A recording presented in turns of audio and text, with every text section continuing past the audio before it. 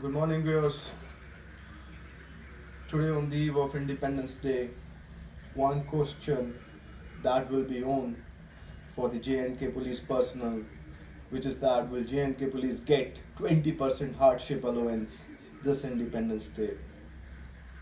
J&K police over the time period has played a massive role in keeping peace in the state, and that too also in the turbulent times. J&K police always kept a strong notion to handle the situation and turn it normal on its own, or with the help of other security forces in the state. The demand of 20% hardship allowance was made back in 2016 ending or 2017 starting, and they have not got it yet, but there are chances that J&K police can get it, if not now then anytime soon. J&K police personnel, they have rendered great sacrifices in last few decades, displaying commitment in controlling the unprecedented mass agitations in the year 2008, 2010, and for that matter the recent one in 2016. Crosstown News, when talked to experts in the police matters, they told that the paramilitary forces like CRPF, they receive much higher hardship allowances, and the J&K police personnel, they are also in the front line when it comes to the tough times. So similar, if not similar, maybe the 20% hardship allowance can be given to the J&K police personnel.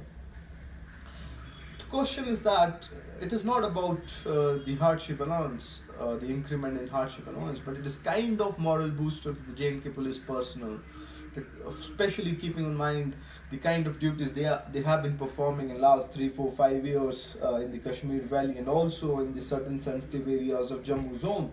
So the hardship allowance could act as a moral booster for them to perform their duties with more intensity. So it will be interesting to see whether the J&K police personnel, they will get the 20% hardship allowance this Independence Day, or maybe before Eid for that matter, or maybe latest by Diwali. That will be a big moral booster to the J&K police. And as per the information available with the Crosstown News, a petition has also been filed in this case, where a demand has been put to increase the hardship allowance to 20%. Let's see what happens on that. Second story that we'll take up today is that the J&K government has set a checklist for obtaining the study leave, for the submission of study leave cases now. As per the order circular that has been issued by GAD, it said that study cases which have been submitted by various administrative secretary are incomplete and don't indicate to whether the official concerned has proceeded on study leave, and whether the condition intended to grant of study leaves, including those prescribed by the finance department, have been duly satisfied.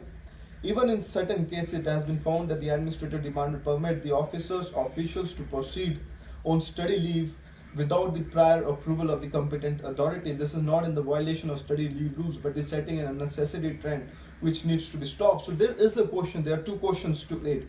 One, the competent authorities, the government has set competent authorities from which you have to get the approval before proceeding on the study leave cases, and finance department is one of them, and the guidelines have also been set by the finance department. But in some cases, the administrative secretary, they are giving the approval to the study cases even without the guidelines being set or met. Second question is that there are many cases of study leave where the officer, they have traveled out and done courses, but even in that time they had their attendances marked in their offices. Especially, it is not now, but if we go couple of years ago, in late 90s, in starting 2000, there would be number of cases where the officers, they have gone for higher education, they have got their degrees done, but without the proper study leave cases. An inquiry can be set by the governor in that matter also. Thank you so much. Keep following Crosstown News for more such news updates. Thank you.